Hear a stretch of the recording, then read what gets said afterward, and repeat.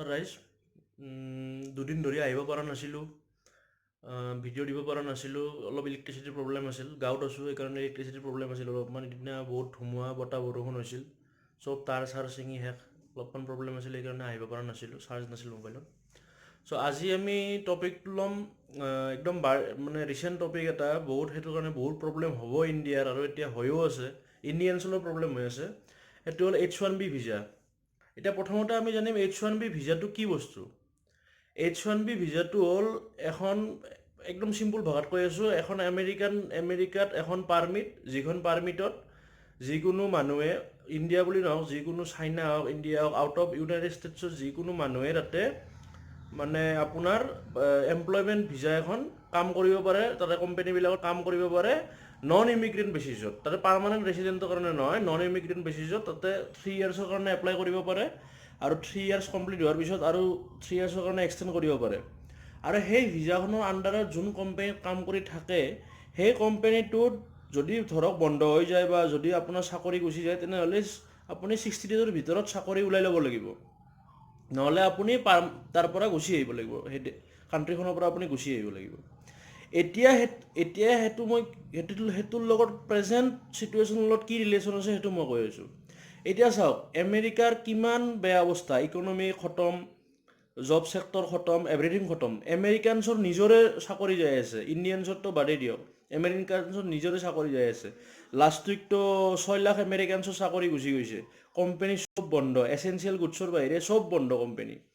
Software company বন্ধ। ইণ্ডিয়াৰ পৰাতো চব ছফ্টৱেৰ ইঞ্জিনিয়াৰে যায়, তাতে বেছি চেলাৰী পায়, ইণ্ডিয়াতকৈ বেছি চেলাৰী পায়, ছফ্টৱেৰ ইঞ্জিনিয়াৰে যায়, বেলেগ নাযায়। সেইকাৰণে সেইখিনি মানুহে এতিয়া কি কৰিব লাগিব, ঘূৰি আহিব লাগিব। সিহঁতক এতিয়া যিবিলাক সিহঁতৰ কোম্পানী বন্ধ হৈ গৈছে, সিহঁতে 60 দিনৰ ভিতৰত যদি চাকৰি বিচাৰি নলয়, সেইবিলাক মানুহ ঘূৰি আহিব লাগিব।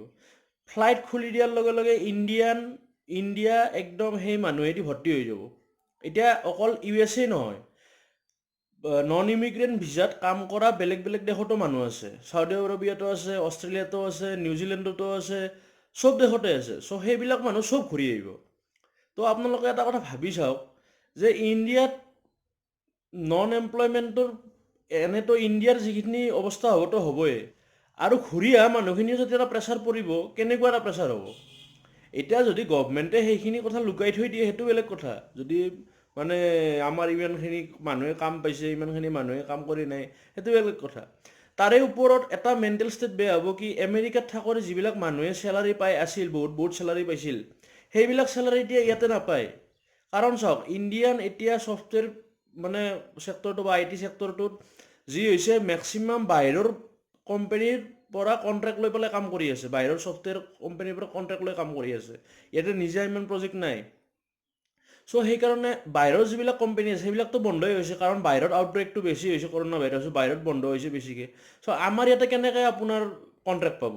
আৰু আমাৰ ইয়াতে যদি কণ্ট্ৰেক্ট পায়ো, তেনেহ'লে যোনবিলাক মানুহে চাকৰি পাব, US নিচিনা পাব, বেলেগ কাউণ্ট্ৰিৰ নিচিনা দৰমহা নাপায়। চ' সেইবিলাকৰ লাইফষ্টাইলবিলাক কেনেকুৱা হ'ব এতিয়া? লাইফষ্টাইলবিলাকতো আপোনাৰ সেই লাইফষ্টাইল নাথাকে না, যে তাতে US যেনেকুৱা লাইফষ্টাইল হৈছে ইয়াতো আহি পেলাই সেনেকুৱা লাইফষ্টাইল পাব। চাব গ'লে এইটো অবভিয়াছ যে সেইবিলাক কাউণ্ট্ৰিনো বাহিৰৰ মানুহক ৰাখিব কিয়? কাৰণ নিজৰ মানুহৰে যদি চাকৰি যাই আছে, বাহিৰৰ মানুহক কিয় ৰাখিব?